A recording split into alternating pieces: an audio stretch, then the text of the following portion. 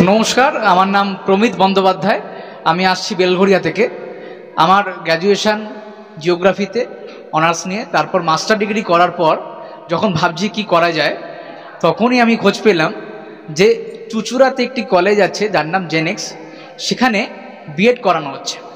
এবার বিএড তো আরও অন্যান্য অনেক জায়গায় রয়েছে, আমার বেলঘরিয়াতেও রয়েছে, কিন্তু জেনেক্সে আসা একটাই কারণে, যে কোনো শিক্ষা প্রতিষ্ঠানের পরিবেশটা একটা ডিপেন্ড করে যে কোন পরিবেশে আমরা শিক্ষা গ্রহণ করছি।